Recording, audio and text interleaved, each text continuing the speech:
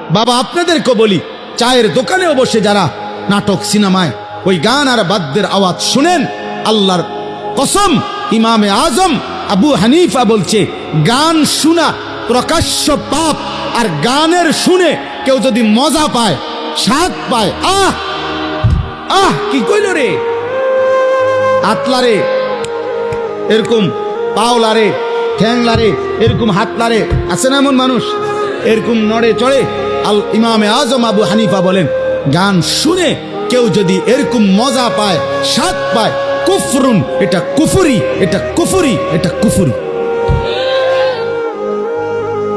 এটা কুফরি বাপ। অতএব খামখেয়ালি করো না। আবারও বললাম, আবারও বলছি, শেষ পর্যন্ত হয়তো এই পৃথিবীর কেউ তোমারে কিছু বলতে পারে নাই, কোনো হুজুরের কথাও পাত্তা দাও নাই, মা বাবার কথাও পাত্তা দাও নাই, হতে পারে কেউ তোমারে শাসন করতে পারে নাই। তুমি মুক্ত, তুমি স্বাধীন, তুমি হারামের উপরে, জিনার উপরে, বেবিচারের উপরে, গান বাদ্যের উপরে জীবন শেষ করছো। কিন্তু দোস্ত আমার, বন্ধু আমার, ওই মালিক কিন্তু তোমারে ছাড়বে না, ওই মালিক ছাড়বে না বাপ। এই জন্য একজনও যদি বুঝে থাকো, তুমি বদলাও, তুমি বদলাও, সেজদা করো, নামাজ পড়ো, জিকির করো, আল্লাহর কাছে দোয়া করো, কোরআনুল করিমের তিলাওয়াত শোনো, কোরআন পড়ো, কোরআনের মধ্যে ডুবে যাও, অথবা হালাল কোনো রোজগারে লেগে থাকো। এতক্ষণ মুসলমান এত লম্বা টাইম ফালতু কাজ করে না বাপ। এই 3 ঘন্টা, 6 ঘন্টা, 9 ঘন্টা দিনের পর দিন তোমরা যারা বেহুদা নষ্ট করছো, এগুলা দিয়ে যদি দুনিয়া কামাই করতা তাহলেও কিছু টাকা রোজগার হইত। তুমি যদি মাটি কাটতা তাইলেও কয়টা টাকা পাইত। তুমি যদি মুড়ি বাজদা, সিরা বাজদা, তাইলেও কিছু টাকার সিরা বেচতে পারত। কিন্তু অনাদরে, অবহেলায় না দুনিয়া কোনো হালাল উপার্জন করলা, না আখেরাত কোনো উপার্জন করলা, নষ্ট করে দিলা। এই রাত আর আসবে না। আল্লাহ আমাদেরকে হেফাজত করেন। ওয়াদারনি ওয়াল মুকাদ্দিবিনা উলিন নি'মাতি ওয়া মাহিলহুম কালিলা। আল্লাহ কোরআনে ওয়াদা দিছে, হে আমার মুমিন বান্দা, প্রিয় বান্দারা, হে আমার অনুগত বান্দারা, শোনো, কিছু মিথ্যাবাদী নাফরমান পাপীকে অল্প কিছুক্ষণের জন্য দুনিয়া ভোগ করার একটু সময় আমি দিতে চাই, তোমরা ওরে ছেড়ে দাও। দেও মদখোর, নেশাখোর, সুদখোর, কিস্তিখোর, হারামখোর, এই মুশরিক, বেঈমান, নাফরমান, মুনাফিক, আমার দুশমন, আমার সেজদা, বন্দিগি, ইবাদত আমলের ছিটে ফুটাও নাই, এমন বেঈমানদেরকে একটু দুনিয়া ভোগ করতে দাও। দেও বান্দা, মাইতো কিছু বলুন। আল্লাহ আমাদের ইমানদারকে সান্ত্বনা দিছে।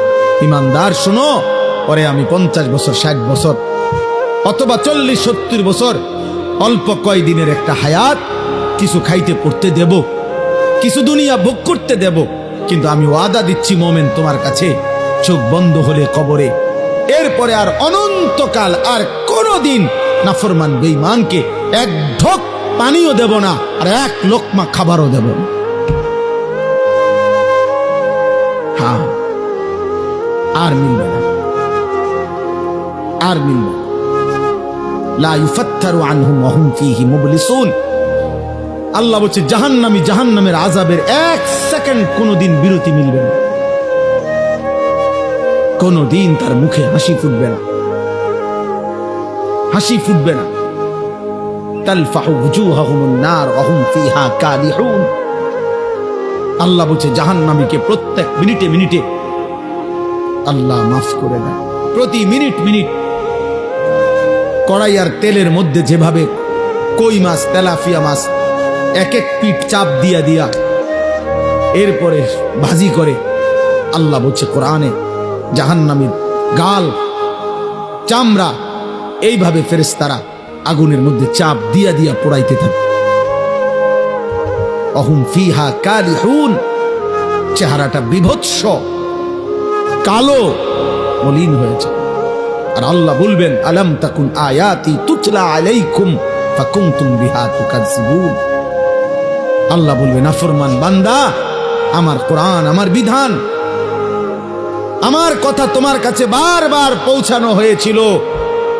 কত বক্তা কইল, একবার জোহরের পরে, একবার আসরের পরে, একবার মাগরিবের পরে, একবার আসার পরে একবার শেষবারে এভাবে বছরের পর বছর বলল। মসজিদের জুমায় কত ইমাম বয়ান করলো, কত আউলিয়া মাশায়েখ চোখের পানি ফেলে ফেললে তোমার কানে জাহান্নামের কথা পৌঁছাইছিল। ফাকুনতুম বিহা তুকাদ্দিবুন, তুমি প্রতিবার আমি আল্লাহর কথাকে, আমার আজানের ধ্বনিকে, আখিরাতকে মিথ্যা মনে করেছি, মিথ্যা মনে করেছি। তুমি মনে করছো কেউ মাতে না দেখা আমি আল্লাহ কিছু বলবো না? না বান্দা, তোমার গুনাহ আর নাফরমানি হয়তো তোমার বাবা ছেড়ে দিছে, আমি ছাড়বো না।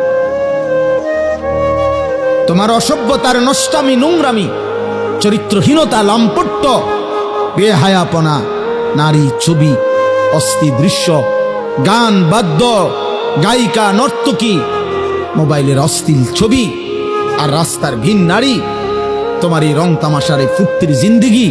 আল্লাহ বলেন হতে পারে তোমার মা শেষ পর্যন্ত কিছু আর বলে নাই, বাবা বলে নাই, এই পৃথিবীর সবাই ছেড়ে দিছে, আল্লাহ বলছে কসম বান্দা আমি ছাড়ব।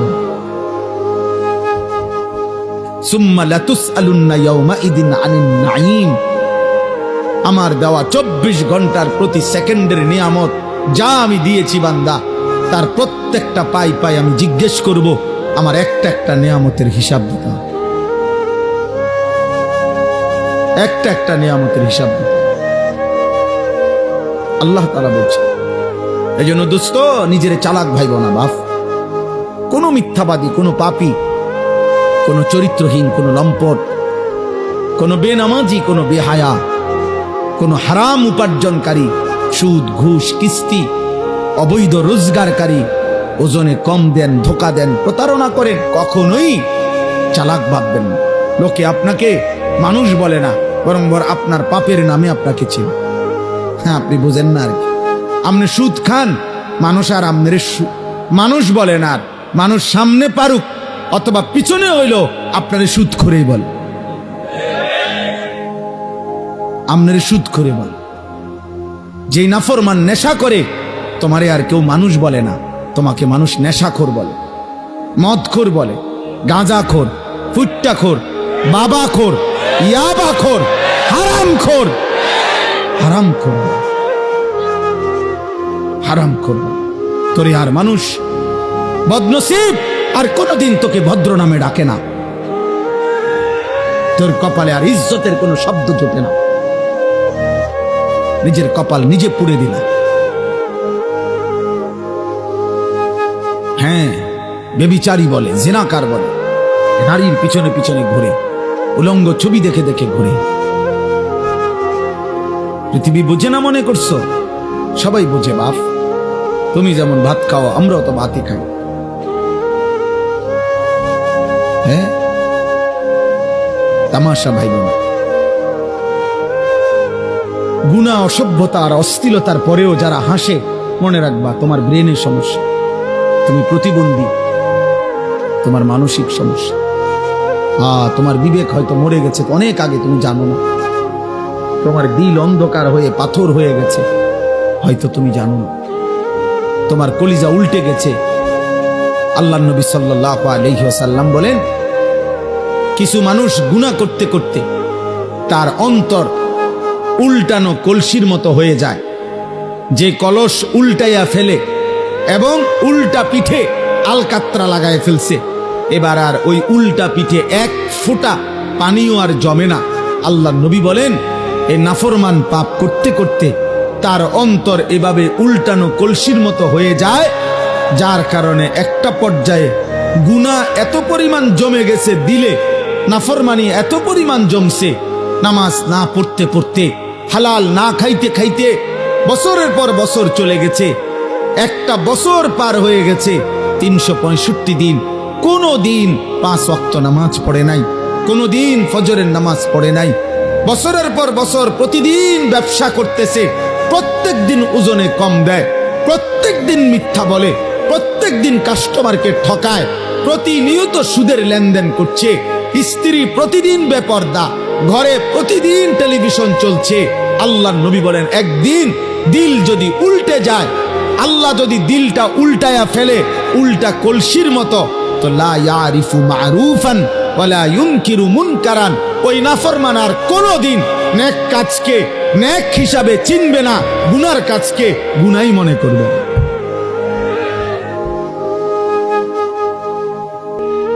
প্রিয় ভাই, এটাই বাস্তবতা।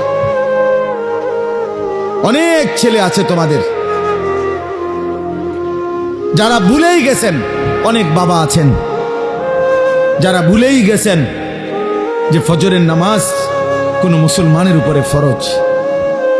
এত লম্বা সময় ফজরের নামাজ কোনোদিন পড়েন নাই, যার কারণে আল্লাহ বলছে নাফরমান বান্দা ঠিক আছে ঘুমিয়ে থাকো, তোমারে আর কোনোদিন উঠাবো না। এই নাফরমানি করতে করতেই একদিন জাহান্নামে পৌঁছিয়ে দেব। এমন অনেক মানুষ আছে যাদের কোনোদিন আর মনেও পড়ে না যে সুদ খাওয়া হারাম, গালি দেওয়া হারাম, বেপর্দা হওয়া হারাম। আহা, আল্লাহকে এইভাবে ভুলে যাওয়া, আখিরাতকে এইভাবে ভুলে যাওয়া, কবরকে এইভাবে ভুলে যাওয়া, নিজের দায়িত্ব কর্তব্য করণীয় ভুলে যাওয়া, বিশ্বাস করেন এটা জীবনের সবচেয়ে বড় পরাজয়। এটা এক মুসলমানের জীবনের সবচেয়ে বড় দুর্ভাগ্য যে সে আল্লাহ ভুলে গেছে, সে তার আখিরাত ভুলে গেছে, সে তার কবর ভুলে গেছে, সে তার পরকাল ভুলে গেছে। কোরআনে আল্লাহ বলছেন ওয়ালা তাকুনু কাল্লাযীনা নাসুল্লাহা ফাআনসাহুম আনফুসাহুম।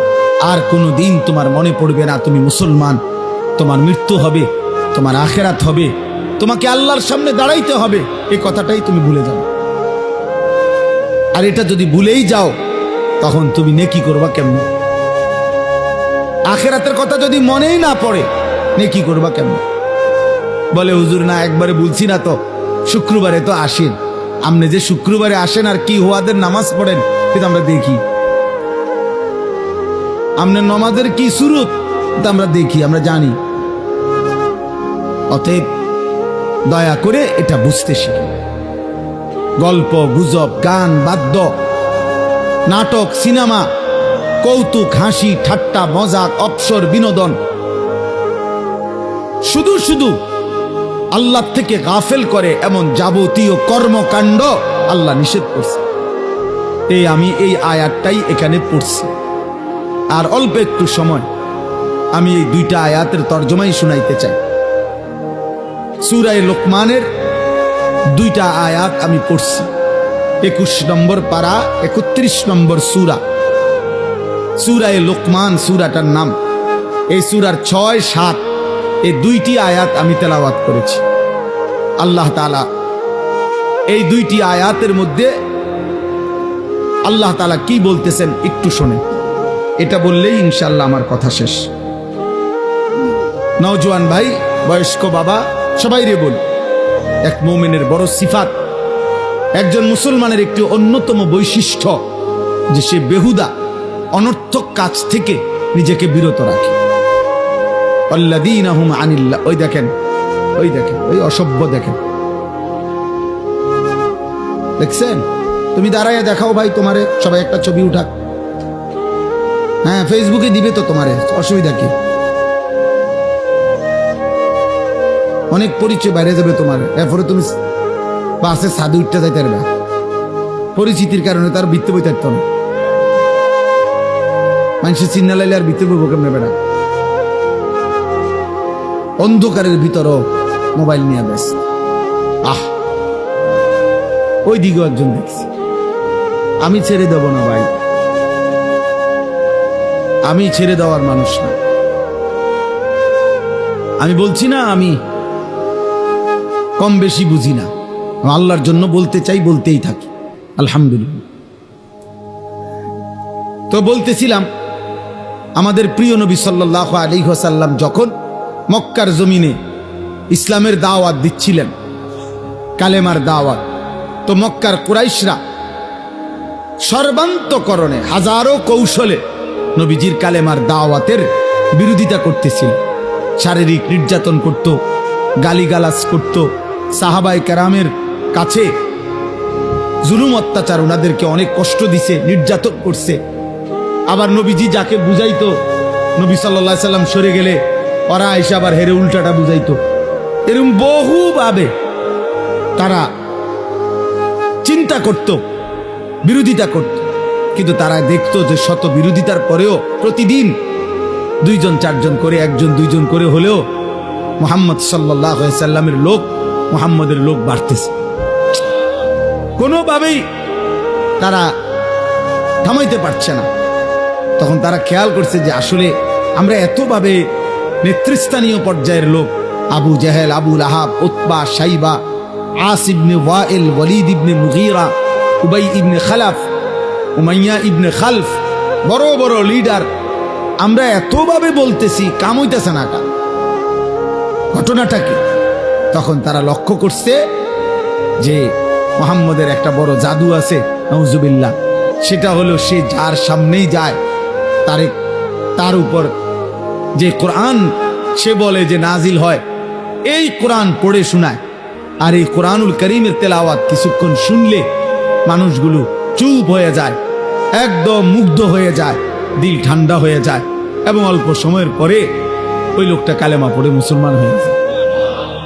তাইলে এইটার আওয়াজ, এইটার টান, এইটার সুর মুহাম্মদ সাল্লাল্লাহু আলাইহি সাল্লামের জবানে, আল্লাহর কোরআন, তারা বুঝতে পারছে যে কোরআনের এই আওয়াজ, কোরআনের এই সুর, কোরআনের এই তেলাওয়াত মানুষের দিল বদলে ফেলে, দিল পাল্টায় ফেলে। তাকশাইরু মিনহু জুলুদুল্লাযীনা ইয়াখশাউনা রাব্বাহুম। আল্লাহ তাআলা বলেন, আমার যে বান্দার দিলে আমি আল্লাহর সামান্যতম ভয়ও আছে, আমার কোরআন শুনলে তার শরীরের ভেতর না শুধু বাহিরের পশমগুলো পর্যন্ত দাঁড়িয়ে যায়। এটা কোরআনের বৈশিষ্ট্য। তোমরা তো বুঝো নাই বাপ, অনেক বাবা, অনেক ভাই, আহা, কারো 20 বছর, কারো 60 বছর, জীবনে কোনোদিন কোরআনুল করিম তেলাওয়াতও করতে পারেন না। আহারে দুর্ভাগ্য মানুষ। ওই মালিকের সামনে কেমনে দাঁড়াইবেন? মালিক যদি বলে 23 বছর আমি কোরআন নাজিল করেছি, 24,000 বার মোট জিব্রাইল নবীজির উপরে কোরআন নাজিল করছে, 24,000 বার আসছে, 24,000 বার আমার কালাম আমি 23টা বছর লাগাইয়া বান্দা বলছি, নাজিল করেছি।